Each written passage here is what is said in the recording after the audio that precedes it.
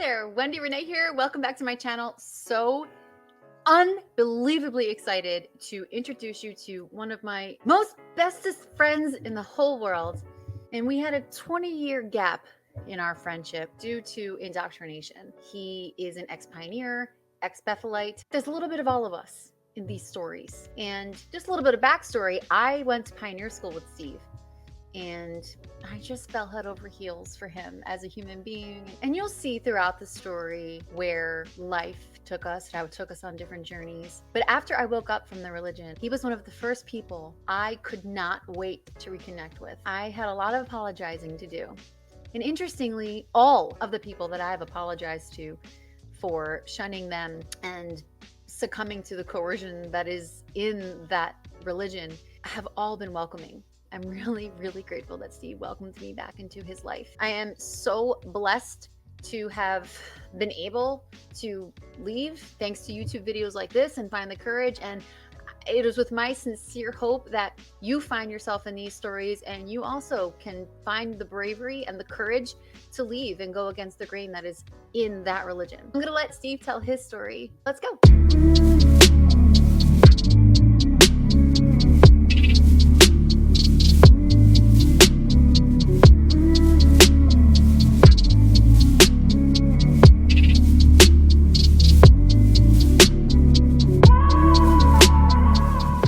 Before we get into it, first I want to thank you so much for subscribing. We just recently hit 1,000 subscribers. Really excited about that. Be sure to hit that little bell at the top so that every time I do post a video, you are the first one to know. You'll get notifications at the top of your little YouTube app.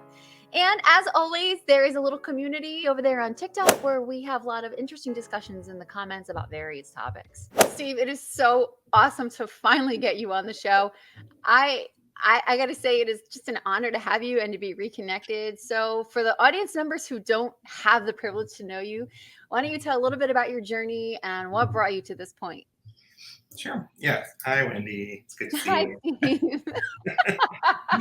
Oh, man. What a I wish weird... we were doing this in person. I know. So I'm from South Jersey, just like Wendy, but a little further south. And I'm in the Vineland area. And I was born into the organization. My parents were both already devout Jehovah's Witnesses. My mom was also born into the religion. My grandfather was the presiding overseer of the Vineland congregation in Southern Jersey. My whole kind of like existence as a little kid was we were like that model family in the congregation. Mm-hmm. So, you know, like we were always the family of the kids that like other Jehovah's Witness families were. Wrong button. Okay. Back to me. Go back. I'll take it from here, Steve. Okay, bye. It's been good. Just go. Okay, go back to yeah, my father was the PO. Okay. Yeah. Okay. All right. So we were the kind of family that, you know, like other Jehovah's Witness families, like moms would always come up to us as kids and be like, I want you to hang out with my son. Like that kind of, like we were those kids, right? Wow. Yeah. You were the kids I wasn't allowed to hang out with. Right. You were a bad association. We were the good association. So, I mean, but look at that, God, right from an early age, like we're already, you know, there's so much labeling and like structuring, even though it's not the same. Like there's no there was so much structuring within the congregation about like who's good, who's bad, right? And so from early on you knew like who was a bad association, even within the isolated group of people that you were allowed to associate with. So anyway, so you know, I always say, like, I tell I'll get into this a little bit later, but I'm in a 12-step program now, and I always say when I'm talking about my past, is that like there was always this immense pressure as a little kid to be and feel and do perfectly. Mm-hmm. And I think that is kind of an innate, like if you're doing the work as a Jehovah's Witness, then you are working towards perfection, right? In everything that you do. Interesting. Working toward perfection. That was kind of drilled into us. Oh yeah. Yeah. I mean, because if you're not, then you're not doing it right. Right? Like, Yes. and there is a fear of, at least for me, there was a fear of not, like I just wanted to live up to Jehovah's standards, and I just wanted to like, I mean, this is all we knew. This is all we knew. So like like you, there's nowhere else to go. Right. So I mean, and I always talk about this as being like such an immense pressure for a little kid. So how old were you when you were baptized? I was 13. 13? Yeah, 13. Yeah. Again, I mean, that's a whole nother like can of worms where it's like, who at 13? I mean, I barely know 18-year-olds that like understand like what they want out of life, let alone a 13-year-old dedicating themselves to the service of Jehovah, yada yada. I mean, I'm 41 and I'm still kind of like, I don't really know what I want to do with my life. Definitely no, I don't want to devote my life to this service. Right. Yes, exactly. Yeah. So I mean, so we were those kids, we were that family. I don't know. There was just a lot of pressure to be the best Jehovah's Witness. I got baptized at 13. I immediately knew. So there's some exterior stuff happening at this time, and then there's some internal stuff that's happening for me at this time. So if your audience hasn't guessed by now, via my via my speech and gesturing, That you're a public speaker? I'm gay. Oh. I'm gay, and I realized that when I was about 13, like 12, 13, right? And this is like, is your dog like crying for you? Oh God, he's snoring. That's his snore. let me take him out of the room. Baby, so this poor dog. Go out there, baby. He's brachiocephalic. All I hear in the background is.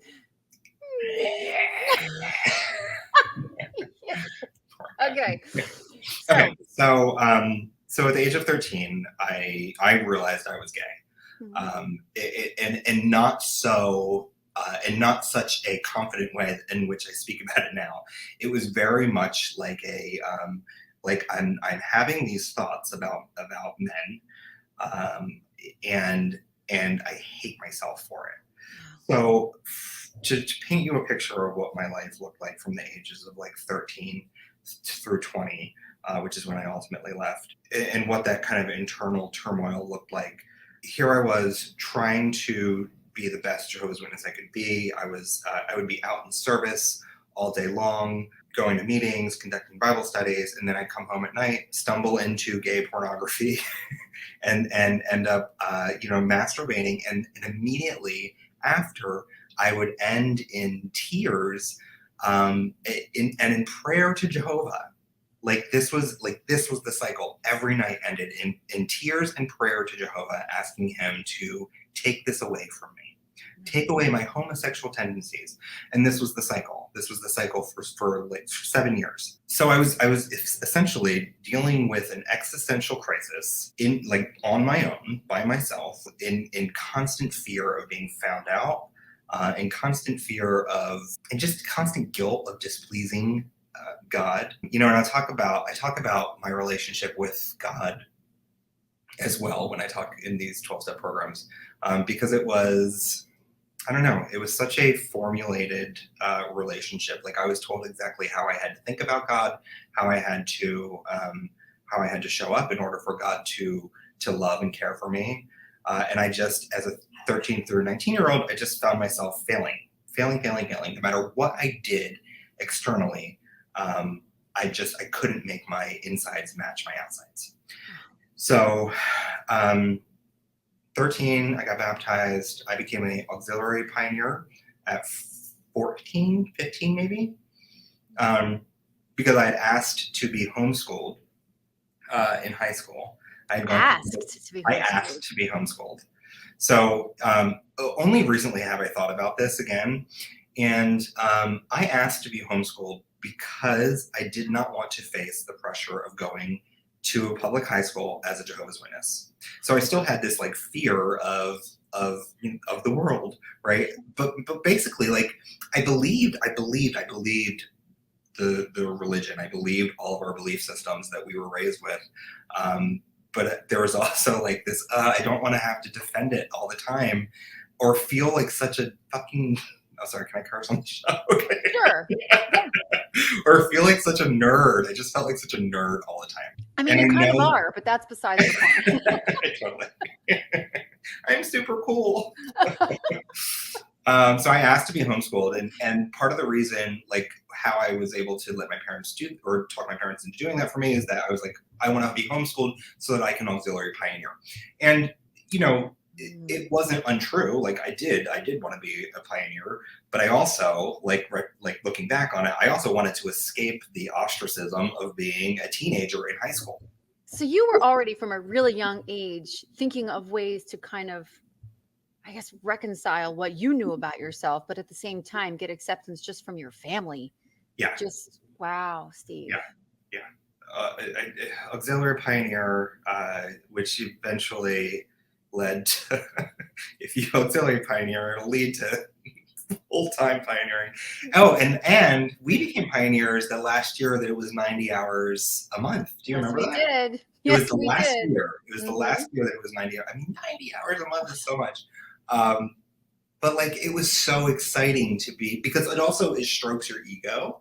At least it did for me, because now it's like, oh, another place where I can be elevated at the congregation level, right?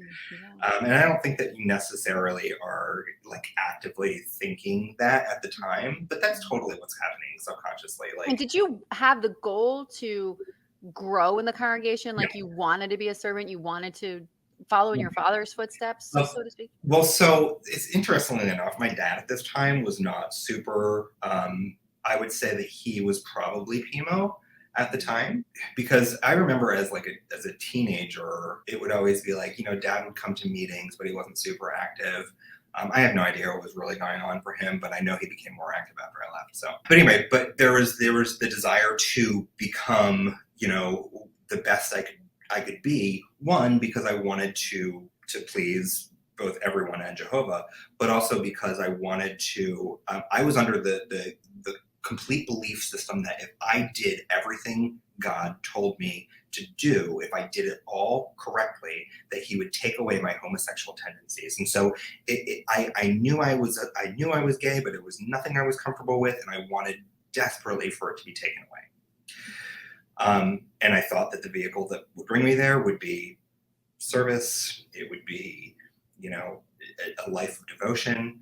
And so when I started getting a little older as a teenager, I was like, you know, the biggest thing I could do at age 19 is become a Bethelite, right? So I applied for Bethel. And of course I got in, So it was just like, I was so elated to become a Bethelite, because I thought there's nowhere higher I can be at this point in my life where I'm not like, you know, I'm serving Jehovah at 100%. So this time He'll answer my prayers, right? Well, right before this, you and I were in pioneer school together. Yes. And I was so in this JW bubble. Yeah. And we were study partners. We were put in this small group together, and you actually confessed to me. I don't remember this, but this totally sounds like me. Yes. Yeah, but you were crying pretty steadily, and I remember you telling me, and I remember my reaction was, let's turn the page. I had no idea what it was that you were dealing with, because we just weren't taught about any of this stuff. Yeah. So looking back, I cannot imagine what this was like for you to not only now be in pioneer school, but now you're still looking to try. And I remember when we first reconnected, you described it as you were kind of ticking off the boxes so as to have this removed from you. And then after pioneer school, now you're in Bethel. Yeah. And the boxes are ticked. Like, there's like, I mean, I guess you could become a ministerial servant and an elder, but I mean, to me, being a Bethelite was like the penultimate. There's like maybe a circuit overseer.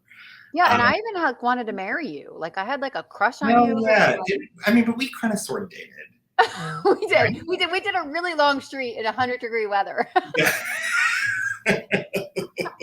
Was that our dating? Was that our first date? Yeah, I think so. I think that was our first date. You came to did field service in my congregation, and it was, I'll never forget it. It was Commonwealth Boulevard for everyone who knows that area of New Jersey. We got dropped off because, there was this big bad elder, like he had to drive around and check on the neighborhood. And he drops you and me off here in this meeting shirt. You're like, it was like mustard color. You were soaking wet. Of course. And you're using your one finger to try and wipe the sweat as you go to the doors. And I just thought, gosh, he's a spiritual man. Oh, yeah. Guy who's sweating in 150-degree weather. Also, too, I mean, like, look, besides our like resume of spirituality, right, we loved each other. Like, we got along like splendidly. I lost you. I lost a limb for sure. Oh, yeah. I did. I didn't think about you until recently. That's the drug. But we'll get into that. But it was like, besides this long list of like spiritual like accomplishments that we had, we really did like each other. And so I think that like this idea that we were both reaching for our spiritual stars, allowed, I mean, like my thought process at the time, because again, I had internal dialogue me, internal secret me, and then I had like the external me, which also had some internal dialogue as well. So like my thought process was like, all right, well, Wendy's a pioneer. I really enjoy being with her. I really enjoy hanging out. Like, I'll probably marry this person. Like, this was my, yeah, but you're probably a good idea that we didn't. I'm kind of glad you didn't, but we get along so well. I think I would have been okay with being a covert wife. My JW beard. Yeah. To all of you closeted out there, we're not laughing at what it is that you're going through. No. Clearly, you could. I'm sure Steve is not the first nor the last to consider this. I'm sure there are a lot of people in the organization who actually may be married to be in a heterosexual marriage for the reasons that you actually considered. Right. I mean, you have to keep up. You have to, as a closeted homosexual, you have to keep up the pretense of normalcy. Wow. Or at least have to be working towards, that was always like, so my dad did find out about my homosexual tendencies when I was like 15. My sister had found out, and she outed me to my dad. And, I had the one conversation with my dad, and he was like, we're going to do prayer and Bible study, and we'll get to the bottom of this. And that was literally the last time we ever talked about it. Bethel must have been, because you think you're the closest, right? Like now you're like, there's Bethel and then there's heaven. Yeah. At least that's the way it was for us in the 90s. We didn't even know who the governing body was at the time. Right. They weren't so out there with jazz hands like they are now. But now it's what it was like for you to discuss Bethel. So I got there. And I really I had put all of my hopes in the basket of I'm going to get there and I'm going to get cured, right? I'm looking for the cure. And in retrospect, thinking about like what is the makeup of Bethel, I was assigned Brooklyn Bethel, and thousands of other young males. I mean, you would think if you're trying to cure yourself of homosexuality, that Bethel may not be the best. Probably not the best. And I can laugh about this now. I've had 20-something years to think about it. But this was literally like, it went from being the brightest moment of my life to becoming the darkest moment of my life. Mm-hmm. Because what happened was I was assigned to the dining room. I was on the dining room, I forget what we call ourselves, but the dining room crew, right? And so I served breakfast, lunch, and dinner. Breakfast, lunch, I think it was. And it was hard. Like, it was one of the hardest jobs that you have there. And, part of how the dining crew operates is that you do a lot of your changing before and after shifts in a locker room. So it wasn't like I was getting ready for work at home, but now I'm getting ready for work in front of other young men. And so there's lots of like nudity. So I'm like, maybe I had been cut off from pornography, but now like I had live nude men in front of me. And that turmoil just destroyed me. Like I'm spending longer in the changing room than I want to be. And I am struggling so hard. And what happened was I fell into a deep depression. You know, I didn't know what it was at the time, but like I was deeply depressed. So much so that I stopped eating. I lost weight. I'm working my butt off in the dining room, and I keep coming down with like colds. Like I had the flu like 3 times that winter.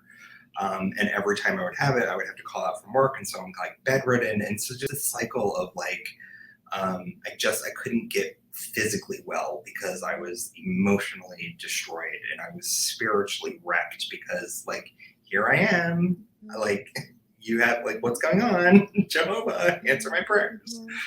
And for those of you who don't know Steve, I just want to give you a little bit. Everyone in the South Jersey area knew him. Like everyone knew you. You were one of the most popular guys. Every girl wanted to be with you. And you were just this, still are, but in your younger years, just this fun-loving guy that everybody wanted to be around. So there was, and you were a super spiritual guy. Right. So there was this immense pressure that I can't even imagine what this was all like for you. And the guilt on top of it. Like, well, and honestly, like that's the only thing I can remember from this time period is the guilt and the shame, and just the hurt I felt constantly on a daily basis. So I'm depressed, and I'm only about maybe 6 months into my first year at Bethel.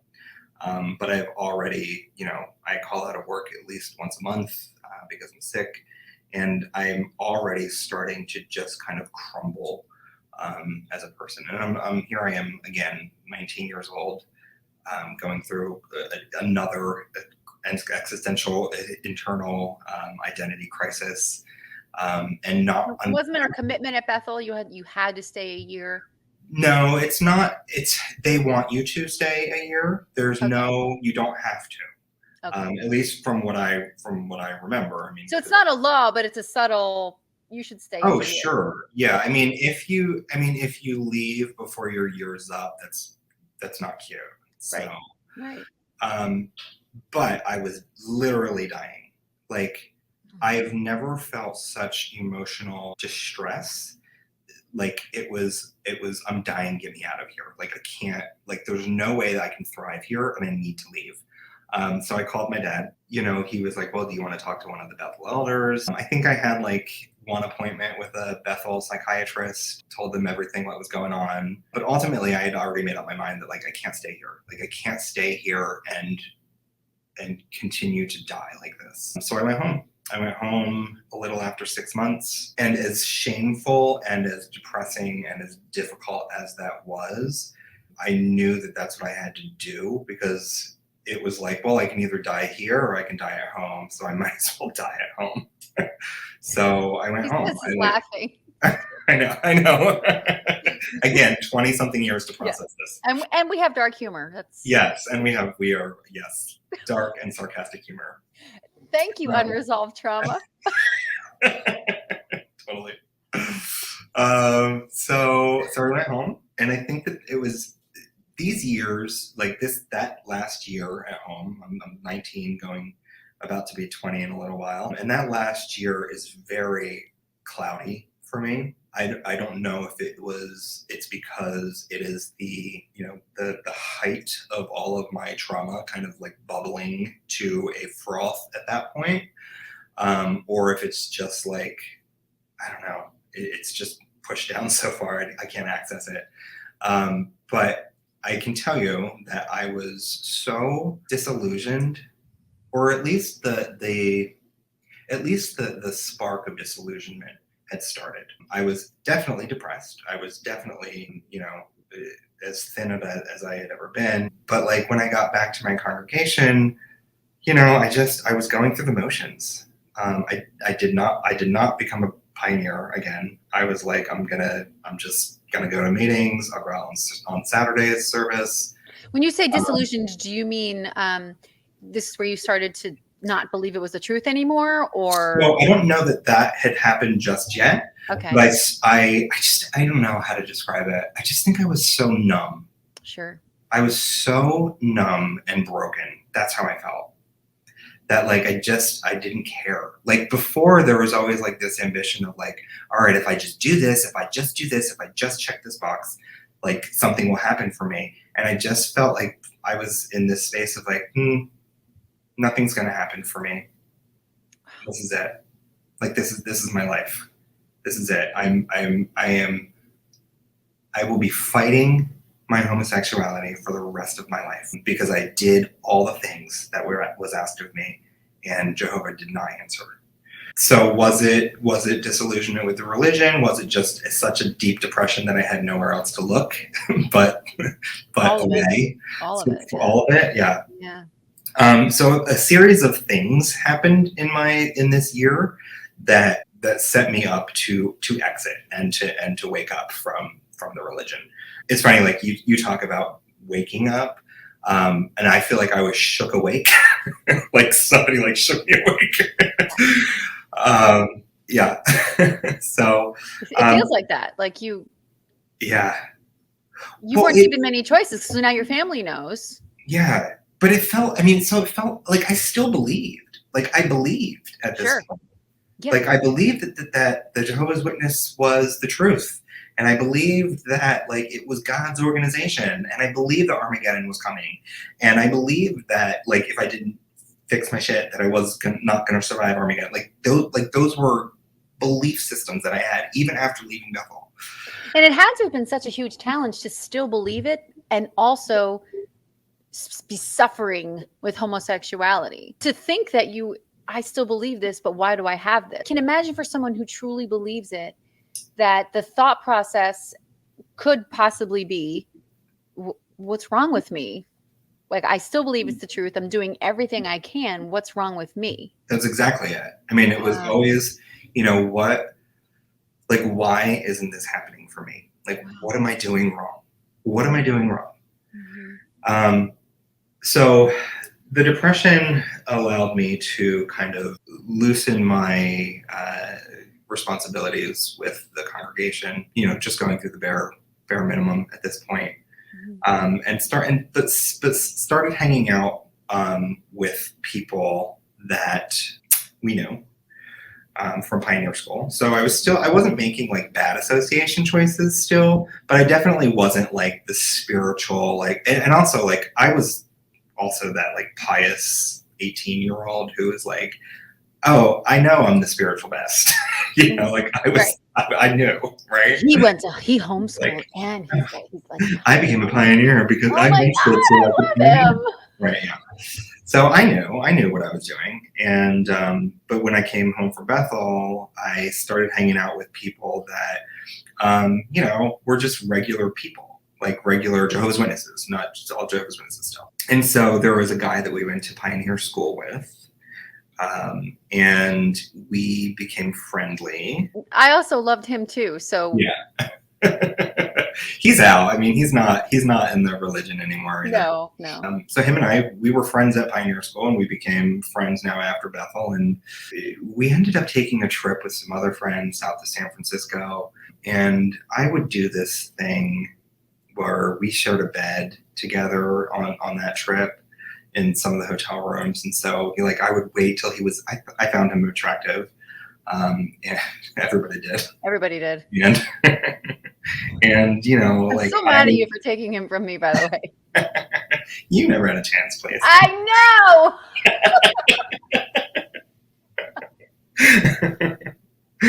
He was the hottest guy in New Jersey. Oh my God. Drove a pink car. Oh, right. How did we not know? I still don't know these things. I don't know.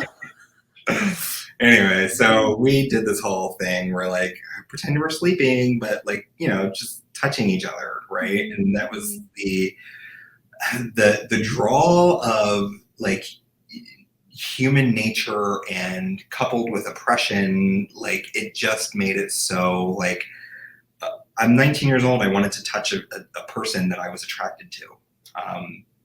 In a sexual way, like it's normal to have sexuality.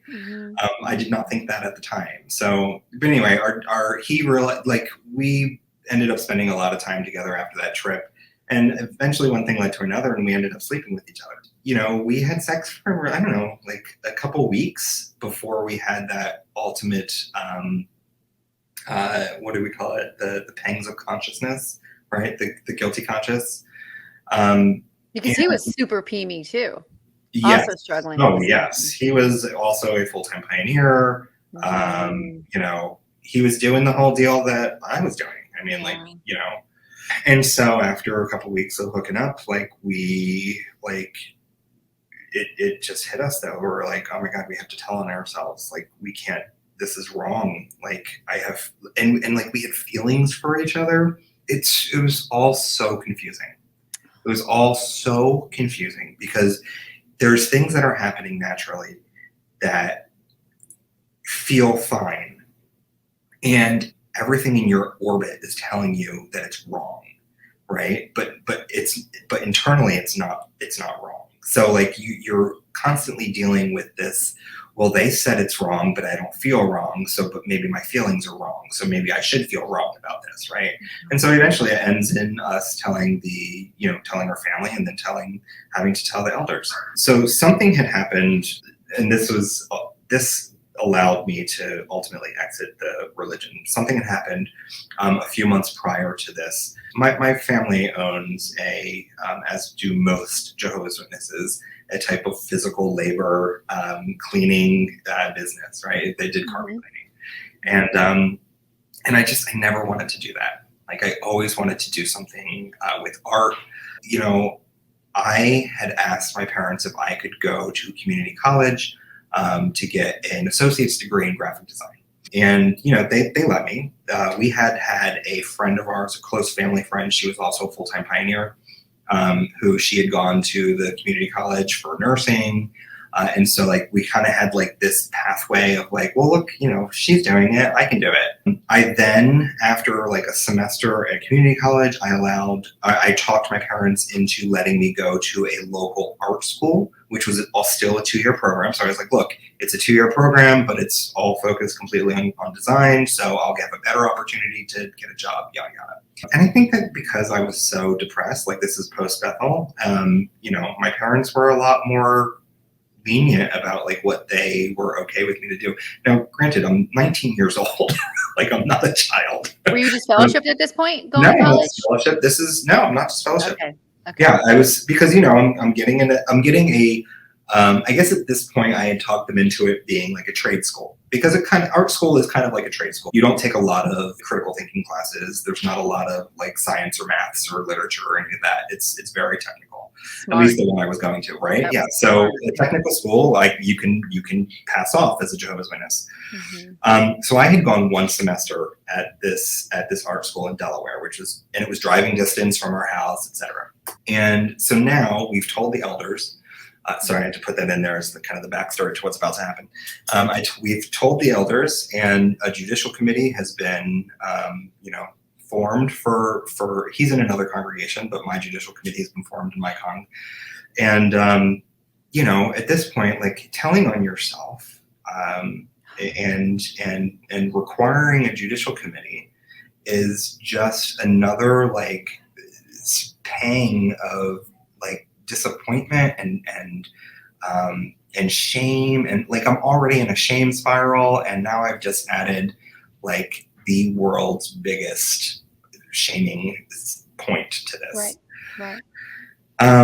So I got brought before that judicial committee, and at this point I'm just kind of like that numbness I was talking about. It was just my entire being. Like I could not emote if I wanted to. And man, it's a judicial committee's fucked up. Judicial committees are such a mess. I mean, it's like medieval. It's kind of like, it's. I'm sitting in front of 3 men that are family friends, because because you're in a small town too. You're in a small town, small congregation. Yeah, small congregation. I mean, these are all people that I grew up knowing them. I played with their kids. One of the brothers was one of my best friends' dad. Like, and now you're brought in front of them and they're like, tell us all about that situation. Tell us everything about your homosexual encounter with X person. And at this point, you've got to know that you're already going to be disfellowshipped, because there is no determining weakness, or like there is no determining that can be forgiven, right? I mean, I don't know. I don't know. I've only been there once. But the fact that I was just emotionally dead, like none of that takes into consideration on that judicial committee, because at this point, I didn't know what I wanted to do. I didn't have a feeling of, yes, I want to stay here. No, I want to leave. It was all I knew. And so I'm just going through the motions. Like, a judicial committee has been called, so I'm going to show up. I'm going to tell them what they ask of me. I'm going to sit here, and basically you go and you stand outside of the room as they deliberate, and then they bring you back in and they tell you that you're getting disfellowship, and you're kind of just like, okay. So that was that. I mean, I was there the night that they announced my disfellowshipping, like a moron. Because you went to your own. Oh, of course I did. Yeah, you're supposed to. It makes you look they make you think that makes you look like you are accepting the discipline, and you almost have this weird thinking that if I go, then I can get reinstated quicker. Well, yeah. I mean, because again, going through the motion is that, all right, now you're working towards reinstatement, right? And so I don't know that I hadn't given any thought at this point to, is this what I want? So I go to my own disfellowshipping. I continue to show up at the meetings, sitting in that back row or close to it. And I'll tell you and I don't remember a lot of this, and I think it only was about a month or so that I was doing this. The worst experience of that I still vividly remember of that whole time was going to a meeting, sitting down in that row, and the row in front of us was a family that we were very, very, very close friends with, and we would babysit their daughter all the time. And she must have been, I don't know, 5 or 6 at this time. And she turns around to see me because, it's Stevie. And her mom grabs her and spins her back around, and I just remember thinking, like, she doesn't know. And like, she was still willing to treat me like I existed. Whereas everybody else in this congregation that I've known for my entire life is now treating me like I'm a ghost. Like they can't look at you. They can't say hello to you. Mm-hmm. And in my head, I'm just thinking, God, how long can I endure this? Told you I was going to that art school. Here is my magic moment when I got awoken. I had applied for student loans that first semester, and they were going to carry over into my second semester. But I needed to go fill out the paperwork and whatnot for them. And my parents were like, no, you're withdrawing from that school. And I said, okay, sure, that's fine. Because again, going through the motions. And so I went in to the financial aid office at that school. I sat down and I said, hey, I need to withdraw my financial aid for next semester. I'm not coming back. And she said, well, why? And I don't know why. Because as Jehovah's Witnesses, we do not share what's going on at home or in our congregation with worldly people. Ever. Right. And she said, why? And I told her everything that had happened. Wow. I told her about the guy. I told her about my disfellowshipping, and I told her that was the reason why I had to leave school. And I just told her the whole thing. And she looked at me and she said, if you don't want this, you don't have to have this. And so, like, going back to this idea that, like, I had never thought about any of this. Like, I didn't know if I never asked myself if I wanted this or if I didn't want this. I just was doing. Right. And so when she put that option in front of me, I was like, I don't want this. I don't want this at all. And that's when I started to think, there's nothing wrong with me. There's nothing wrong with me. There's something wrong with the religion. All it took was that woman to changed my perspective. It challenged my perspective in a way that no one in my religion or my family or even my friends like you who are a Jehovah's Witness, right? Because you're so ingrained in that thinking that why would you ever challenge it? I remember hearing you got disfellowshipped, and I was grieving, because I heard it through the grapevine. Yeah. And because I think at that point our friendship kind of severed a little bit, because I wasn't now not allowed to hang out with you because Well, because I'm disfellowshipped. No, before you were DS. Before. My mom was like, you can't hang out with him. Yeah. So I found out through the grapevine, and I remember I'm ashamed to admit, but I remember thinking, right. Yeah, of course. I mean, that's what I would have done. That's how I would have felt. I mean, I remember going up to Bethel, and you took me to my first musical. You took me to see Aida. Like, we had so many good times. And then I hear you're getting DF'd, and I'm like, oh well. Yeah. Like, oh well. Sucks that's to be what you're programmed to believe. Right. Yeah. And it's turned off. And goodbye. Whatever. Yeah. Okay. Your loss, buddy. Yeah. It's your fault for how I'm treating you. Oh. Did I never call you after that to like say I was disfellowshipped? I remember I placed. We didn't reconvene until 2 months ago. Yeah. Yeah. I stalked you a lot, though. That's not true. We did have a conversation on Facebook. Oh, we did. I tried to bring you to my MLM. Yes. Yeah. She tried to sell me oils, by the way.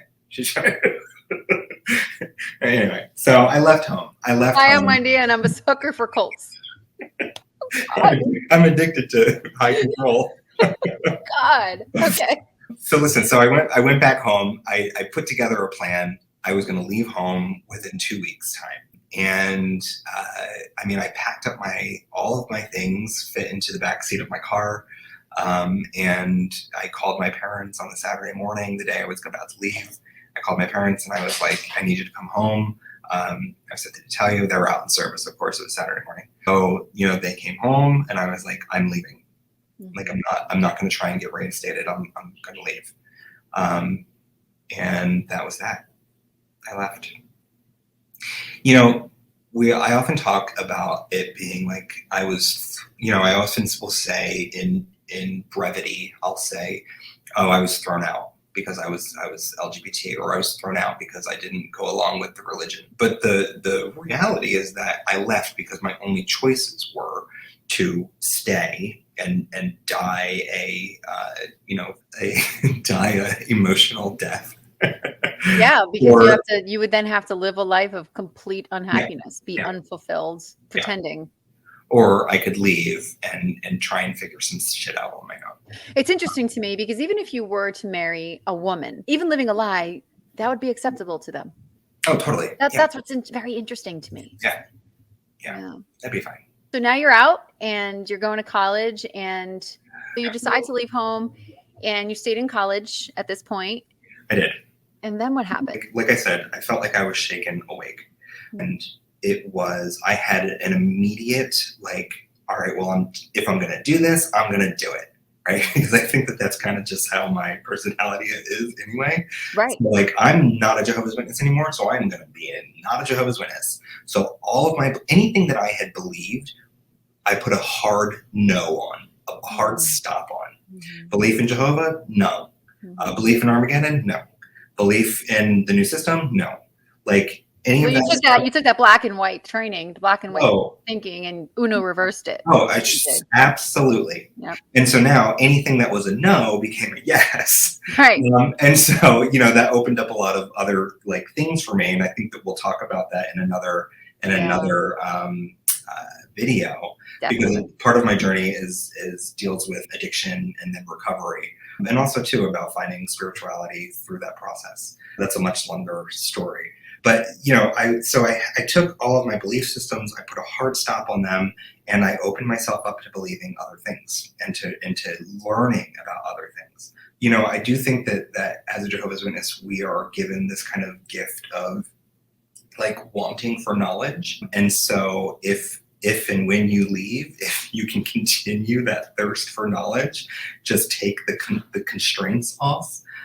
use your critical thinking. That's what I was able to do when I was able to just be like, all right, this is not, this belief doesn't work for me. I'm going to find out what does, right? And it doesn't mean that I have to believe everything that comes my way. I mean, that means belief systems about myself, belief systems about the world, belief systems about, career choices, belief systems about sexuality, beliefs, any of those things. Like I can learn different perspectives, and I can pick and choose what feels right and what feels healthy for me. You're the one who helped me to appreciate good and bad versus Good healthy and and bad versus unhealthy. healthy, unhealthy. Yeah, It's such a mind shift for somebody who is so conditioned, like we have been, for like, no, this is good, this is bad. If you can just bring it into the realm of, well, is this healthy for me, or is it unhealthy? And also like understanding like what is healthy and unhealthy. Like, does it give me depression? Does it make me feel like a bad person? Does it make me feel like a good person? Is it helping someone else? Like those are like the bases for which I gauge healthy versus unhealthy. Whereas before it's just like, well, the governing body said no, so therefore it's a no. Right. Right? You strip away all of your personal feelings, and Yeah. and this is sometimes what I want to ask the people who are in is like, at what point does your personal values stand in where the governing bodies is wrong? Like, at what point do you say no? And most of them don't even know the answer to that naturally. Yeah. Because we're not given that opportunity. Right. So like if you have the opportunity to like shut off that belief system and think something new, or to like look introspectively and think, oh, this is what I want, like what a different mindset that is. For people in the audience who are watching this who are closeted, and sad to say, there's a lot young teenagers who are going through this. Can you speak to them with advice if they're unfortunately they're probably having to be PMO'd because they live under their parents' roofs? And I see a lot of these posts in the Reddit group, and I know we're all really grateful to have you on the channel, because there aren't enough support systems for people who leave high control religion, who are part of the LGBTQ community. What can you say to them, and any advice or reassurance you can offer them? I wish that there were, like, when I left, it was like very early days of the internet. There was no Facebook. There were no real ways of connecting. But what I found in the LGBT community was just a lot of acceptance. There are people out there that are going to love and care for you and take care of you. I'll tell you something that just happened recently in my LGBTQ bubble. One of my best friends in the world, she is a trans woman who was just having her gender reassignment surgery up in San Francisco. And the recovery period for that is about 2 weeks' time. She was staying at a hotel near the hospital while they monitored her, etc. And so a whole huge group of us, convened, and we put together a schedule, and we made sure that like she was never alone, and like we showed up and stayed with her, and we played games, and it was just like I just kept like finding myself in that room with people and with my friend, and thinking like, this is what a family looks like. Like this, people that love each other. Like, and some of us came, like I came from Las Vegas. Some of us came from New York City. Like, people showed up because they loved this person, which is such a contrast to what happens when you're an LGBT person as a Jehovah's Witness. People disappear, and it's not right, and it's not okay, and it doesn't have to be your story, because you will find people, if you're willing to extend your hands. You're going to find people that are willing to help you, and that are willing to love you like a family.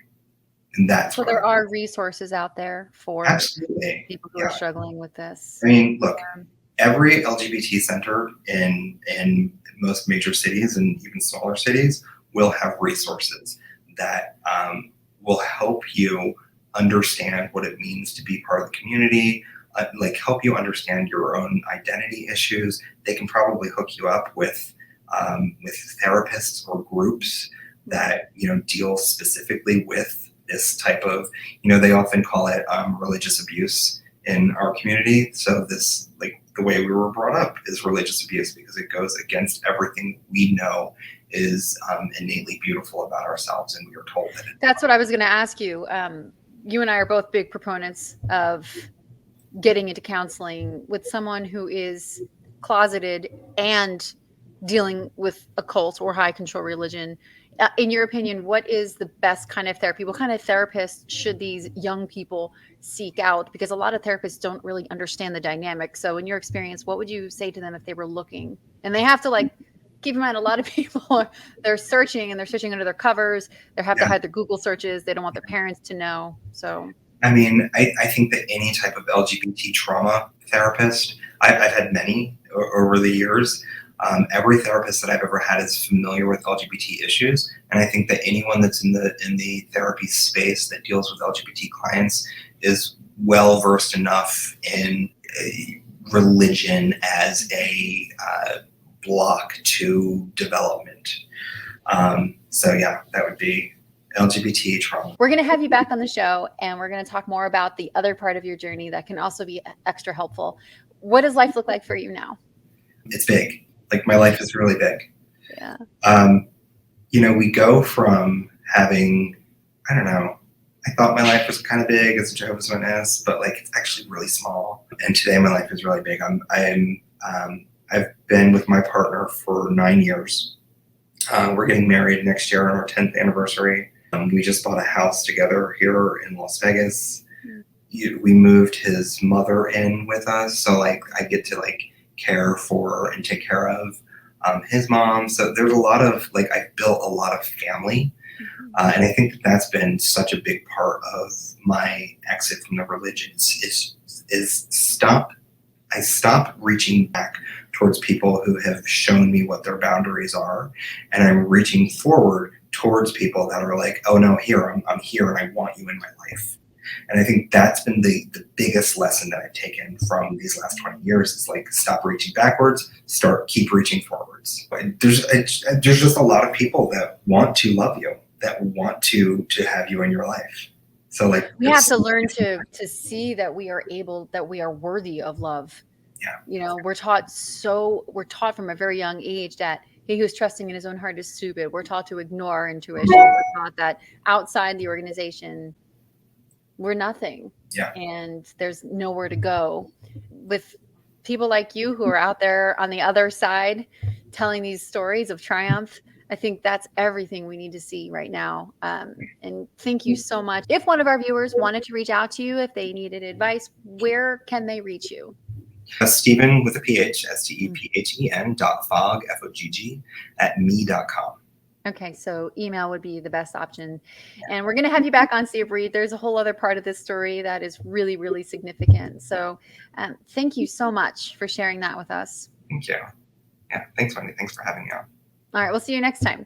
All right, see ya. Thank you so much for watching. As you can see, this is quite a story that Steve has. And despite all of it, he lives a life of forgiveness and passion and kindness and tolerance and love. Please join us for our next upload where Steve tells the rest of his story in part 2. Remember, you can always email me at wendirenay@gmail.com if you too want to tell your story, or if you have a skill that you would like to share with our audience that you think would help. We would love to hear about it. And as always, thank you for watching.